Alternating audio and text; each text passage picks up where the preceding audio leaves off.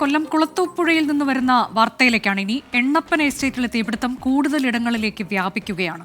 എണ്ണപ്പനകൾ കത്തിനശിക്കുന്നു. പ്രദേശത്ത് കനത്ത പുകപടലമുണ്ട്. കുളത്തൂപ്പുഴയിൽ അരുൺരാജ് തത്സമയം വിശദാംശങ്ങളുമായി. അരുൺ, ഇത് മണിക്കൂറുകൾ കുറേയായി. എന്തുകൊണ്ട് തീ നിയന്ത്രണ വിധേയമാക്കാൻ കഴിയുന്നില്ല എന്നാണ് അധികൃതർ പറയുന്നത്? കൂടുതൽ ഫയർഫോഴ്സ് യൂണിറ്റുകൾ എത്തുന്നുണ്ടോ?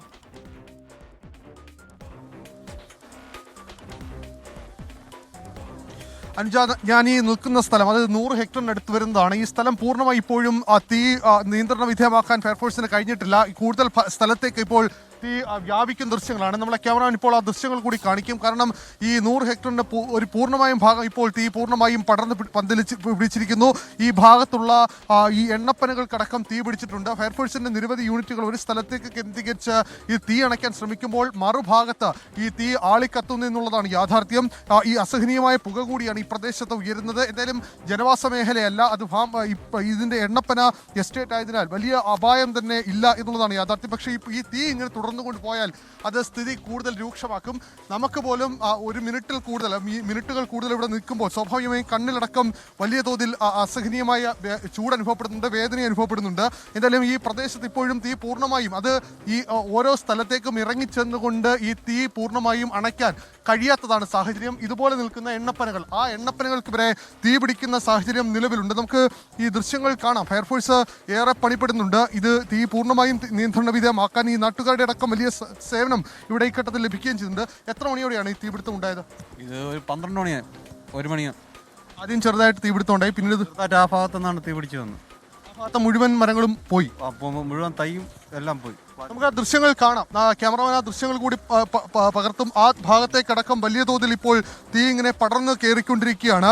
ഈ തീ ഇപ്പോഴും അതിൻ്റെ പൂർണ്ണമായ തോതിൽ നിയന്ത്രിക്കാൻ കഴിയാത്ത സാഹചര്യം. അത് ഈ എസ്റ്റേറ്റിൻ്റെ സ്വഭാവം, ആ പരിസ്ഥിതി ഘടന അടക്കമുള്ള കാര്യങ്ങളാണ്. ഈ ഭാഗത്ത് ആ ഭാഗത്ത് കൂടുതലായി ചെറിയ സസ്യങ്ങളായിരുന്നോ? ചെറിയ റീപ്ലാന്റ് ഏരിയയാണ്. ഇനി അങ്ങോട്ടൊരു 1.5 കിലോമീറ്ററോളം ആ ഒരു 2 കുന്ന് നിറച്ച് റീപ്ലാന്റ് ഏരിയയാണ്. വലിയ നഷ്ടമുണ്ട്, കമ്മിക്ക് കോടികളുടെ നഷ്ടമാണ്. ഈ തീപിടിക്കാനിടയായ സാഹചര്യം എന്താണെന്നാണ്? സാഹചര്യം എന്തുവന്നത് അറിയത്തില്ല. സാധാരണ എസ്റ്റേറ്റുകളിൽ ഉണ്ടാകുന്നതാണിത്, എല്ലാ വർഷങ്ങളും ഉണ്ടാകുന്നത്. കഴിഞ്ഞ വർഷം ഇതിനെ കൊണ്ട്, പക്ഷേ അതൊക്കെ നമുക്ക് മണിക്കൂറുകൾ കൊണ്ട് തന്നെ അണയ്ക്കാൻ സാധിച്ചു. ഇത്രയും വലിയൊരു തീപിടുത്തം ഓയിൽ പാമ്പിനെ സംബന്ധിച്ച് ഇത് ആദ്യത്തെ ഇതാണ്. ഞാൻ ഓയിൽ പാമ്പിലെ ജീവനക്കാരനാണ്. പക്ഷേ എന്ത് ചെയ്യാനും നമുക്ക് നിർഭാഗ്യവശാൽ കോടികളുടെ നഷ്ടമുണ്ട്. ഇപ്പോഴും നമുക്ക് ആവശ്യം എന്ന് വെച്ച് കഴിഞ്ഞാൽ കൂടുതൽ ഫയർഫോഴ്സ് യൂണിറ്റുകൾ എത്തി തീ നിയന്ത്രണ വിധേയമാക്കണം. തൊട്ടപ്പുറത്തേക്ക് ഫോറസ്റ്റാണ്, അതിലേക്ക് കടക്കുന്നതല്ല. നമുക്ക് എസ്റ്റേറ്റിനെ സംബന്ധിച്ച് എസ്റ്റേറ്റിനെ വലിയ ഒരു നല്ലൊരു സമയമാണ്. ഈ ഒരു സമയത്ത് ഇത് നമുക്ക് വലിയൊരു ബുദ്ധിമുട്ടാണ്. പുതുതായി എത്ര പ്ലാന്റുകൾ ഉണ്ടായിരുന്നു? അത് 2 ഏരിയ റീപ്ലാന്റ് ചെയ്തിട്ടിരിക്കുക. മൊത്തം ഇപ്പോൾ എത്ര ഹെക്ടറിൽ തീ പിടിച്ചിട്ടുണ്ട്? തീ ഒരു 10-20,000 ഹെക്ടറോളം തീ കത്തി കഴിഞ്ഞിട്ടുണ്ട്. ഇതിപ്പോൾ നമുക്ക് ഈ 100 ഹെക്ടർ എന്ന് പറയുന്നത് പുതുതായിട്ടുള്ളതാണ്, ഈ വലിയ പ്ലാന്റുകളാണ്. ഇത് ഈ 100 ഹെക്ടറിന്റെ ഏകദേശം ഒരു പകുതി ഭാഗത്തോളം തീ കയറി കഴിഞ്ഞു. ഇതിപ്പോൾ എവിടെയൊക്കെ തീ കത്തിയെന്നോ എന്തോ ആണെന്ന് ആർക്കും സാധ്യമല്ല. നിങ്ങൾക്ക് തന്നെ അറിയാമല്ലോ, എല്ലാം പുക നിറഞ്ഞ് നിൽക്കുന്നതുകൊണ്ട് ഒന്നും അറിയാൻ സാധിക്കുന്നില്ല. നമുക്ക് നേരത്തെ അനുജ, ഞാൻ ദൃശ്യങ്ങൾ പറഞ്ഞതുപോലെ എവിടെയാണ് തീ എന്നുള്ളത് ഇപ്പോഴും കണ്ടെത്താൻ കഴിയുന്നില്ല. എവിടെയൊക്കെ തീ എത്തിച്ചിട്ടുണ്ട് അല്ലെങ്കിൽ തീ വ്യാപിച്ചിട്ടുണ്ട് എന്ന കാര്യത്തിലും കൃത്യമായ ഒരു നിഗമനത്തിലേക്ക് ഈ പുക ശ്വസിച്ച് ഇതിനോടകം തന്നെ ചില തൊഴിലാളികൾക്ക് ദേഹാസ്വാസ്ഥ്യം അനുഭവപ്പെട്ടിട്ടുണ്ട്. കൂടാതെ കൂടുതൽ ഇടങ്ങളിലേക്കൊക്കെ ഈ പുക വ്യാപകമാകാനുള്ള സാധ്യതയുണ്ടോ സമീപ മേഖലകളിലേക്ക്?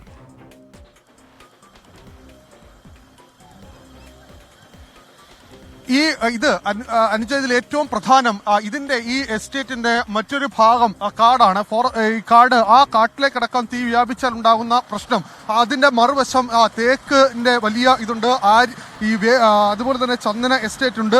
അങ്ങനെ ഈ ഫോറസ്റ്റ് ഏരിയയാണ് പൂർണ്ണമായി ഉള്ളത്.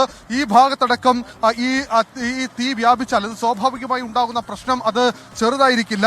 അടിക്കാട് വെട്ടാൻ ടെൻഡർ ക്ഷണിച്ചിരുന്നു, പക്ഷേ അത് ഈ തീപിടുത്തത്തിൽ കുറഞ്ഞ നിരക്ക് നൽകുകയും ചെയ്തു. തീപിടുത്തത്തിൽ ചില ദുരൂഹത കൂടി ഇപ്പോൾ ഉദ്യോഗസ്ഥരടക്കം ആരോപിക്കുകയും ചെയ്യുന്നുണ്ട്. എന്തായാലും ഈ സമീപത്ത് വനാതിർത്തിയാണ്, ഈ മറ്റൊരു ഭാഗത്ത് വീടുകളുണ്ട്. ഈ വനാതിർത്തിയുടെ മറുവശത്ത് വീടുകളടക്കമുണ്ട് എന്നുള്ളതാണ് യാഥാർത്ഥ്യം. എന്തായാലും ഈ ഓയിൽ ഫാമിലെ വനംവകുപ്പിൽ നിന്ന് ലീസിനെടുത്ത ഭൂമിയിലാണ് എണ്ണപ്പന കൃഷി ചെയ്യുന്നത്.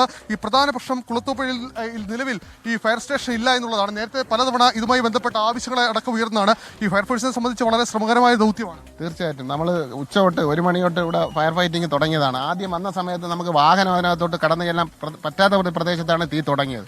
അത് തന്നെയാണ് ഏറ്റവും വലിയ വെല്ലുവിളി. ഇപ്പോഴും ഈ മുകളിലടക്കം തീയാണ്. ഇപ്പൊ നമ്മൾ അതിന്റെ ബോർഡറുകളെല്ലാം ക്ലിയർ ചെയ്ത് പോവുകയാണ്. തീ പടരാതെ കൂടുതൽ ഇടങ്ങളിലേക്ക് പടരാതെ കട്ട് ചെയ്യാനുള്ള സംവിധാനമാണ് നമ്മളിപ്പോൾ നോക്കണം. തുടങ്ങണം. ആ സെഗ്മെന്റ് ഒക്കെ പൂർണ്ണമായിട്ടും ഫയർ ഫൈറ്റ് എത്ര യൂണിറ്റ് ഇപ്പോൾ നിലവിൽ ഇപ്പം നിലവിലിവിടെ 3 യൂണിറ്റ് ഇവിടെ വർക്ക് ചെയ്യാണ്. അത് റിലേ ആയിട്ട് വെള്ളം എടുത്തുകൊണ്ട് വന്ന് ആറ്റിൽ നമ്മൾ പമ്പ് സെറ്റ് ചെയ്തിട്ടുണ്ട്. കൂടുതൽ യൂണിറ്റുകൾ എത്തേണ്ട സാഹചര്യം ഇനിയിപ്പോൾ അതിന്റെ ആവശ്യമില്ല, കാരണം ആ ഒരു സീരിയസ്നെസ് കഴിഞ്ഞു. അപ്പൊ ഇനിയിപ്പം ഇപ്പോഴും ഈ തീ അവിടെയൊക്കെ അതിപ്പോ ഒരു ഐസൊലേറ്റഡ് ആയിട്ട് നിന്ന് കത്തുകയാണ്. അതിന്റെ അങ്ങ് കത്തി തീർന്നോളും. നമ്മൾ ഈ കൂടുതൽ ഇങ്ങോട്ട് വ്യാപിക്കാതിരിക്കാനുള്ള ശ്രമമാണ് ഇപ്പൊ നടത്തിക്കൊണ്ടിരിക്കുന്നത്. കൂടുതൽ സ്ഥലങ്ങളിലേക്ക് അതെ അതെ വനാതിർത്തിയിലേക്ക് കടക്കാനുള്ള സാഹചര്യം അതിർത്തി അതിനപ്പുറത്താണ്. അത് ഫോറസ്റ്റുകാർ ഇവിടെ സംഭവ സ്ഥലത്തുണ്ട്. അവർ ഗൗരവപൂർവ്വം ഇത് നിരീക്ഷിക്കുന്നുണ്ട്.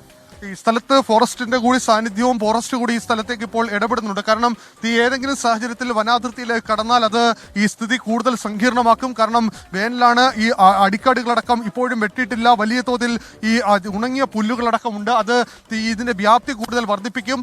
ഞാൻ ഈ ദൃശ്യങ്ങൾ അനുജ ഈ ദൃശ്യങ്ങൾ കൂടി ക്യാമറാമാൻ കാണിക്കും. അതായത് 20,000 ഹെക്ടർ, അത് ചെറുതായ തോതല്ല. അതാണ്ട് ഈ ദൃശ്യങ്ങൾ കാണുന്നത് പോലെ തന്നെ വളരെ വിസ്തൃതമായ ഒരു ഏരിയ പൂർണ്ണമായും കത്തി നശിച്ചിരിക്കുന്നു. ഇതിന്റെ മറുവശം ഈ ഇപ്പോൾ കത്തിക്കൊണ്ടിരിക്കുന്നതിന്റെ മറുവശം ആ ഭാഗത്ത് പുതിയ പ്ലാന്റുകളടക്കം വെച്ചിരുന്നാണ് കോടികളുടെ നഷ്ടം ഉണ്ടായി എന്നുള്ളതാണ് അവർ വ്യക്തമാക്കുന്നത്. അങ്ങനെയാണെങ്കിൽ ഇത് ചെറിയ തോതിലല്ല, ഇതിൽ ദുരൂഹതയുണ്ട് എന്ന് കമ്പനി അടക്കം ആരോപിക്കുന്നതിന് പിന്നിൽ ചില വസ്തുതകൾ ഉണ്ട് എന്ന് സംശയിക്കേണ്ടി വരും. കാരണം ഇതിൽ എന്താണ് സംഭവിച്ചത്? ഇത്രയധികം തീ പല സ്ഥലത്ത് ഒരേ സമയത്തേക്ക് കത്തിപ്പെടാൻ അതിനുണ്ടായ സാഹചര്യം പരിശോധിക്കേണ്ടതാണ്. എന്തായാലും ഈ തീപിടുത്തം പൂർണ്ണമായി നിയന്ത്രിക്കാൻ ഇതുവരെ കഴിഞ്ഞിട്ടില്ല. അതിനുള്ള ശ്രമങ്ങൾ ഇപ്പോഴും തുടരുകയാണ്. അതാണ് 3 യൂണിറ്റ് ഫയർ ആൻഡ് റെസ്ക്യൂ ടീമാണ് അവിടെ ഉള്ളത്. കുളത്തൂപ്പുഴയിൽ ഓയിൽ പാം എസ്റ്റേറ്റിലാണ് വലിയ തീപിടുത്തമുണ്ടായത്. ഇപ്പോൾ 5 മണിക്കൂറിലേറെ ആയിരിക്കുന്നു. തീപിടുത്തം കൂടുതൽ ഇടങ്ങളിലേക്ക് വ്യാപിക്കാതിരിക്കാനുള്ള കാര്യങ്ങൾ അവർ ചെയ്തുകൊണ്ടിരിക്കുന്നു എന്നുള്ളതാണ് ഫയർ ആൻഡ് റെസ്ക്യൂ വിഭാഗത്തിന്റെ ഉദ്യോഗസ്ഥൻ 24 പ്രതിനിധി അരുൺ രാജിനോട് പറഞ്ഞത്. എണ്ണപ്പനകൾ, പുതുതായി പ്ലാന്റ് ചെയ്ത എണ്ണപ്പനകൾ ഉൾപ്പെടെ പൂർണ്ണമായി കത്തിനശിച്ചു. 100 കണക്കിന് ഏക്കർ സ്ഥലത്തെ എണ്ണപ്പനകളാണ് കത്തിനശിക്കുന്നത്. കനത്ത പുകപടലമുണ്ട്. തൊഴിലാളികൾക്ക് ഈ പുകപടലം ശ്വസിച്ച് ദേഹാസ്വാസ്ഥ്യം അനുഭവപ്പെട്ട 3 പേരെ ഇതിനോടകം തന്നെ ആശുപത്രിയിലേക്ക് മാറ്റുകയും ചെയ്തു.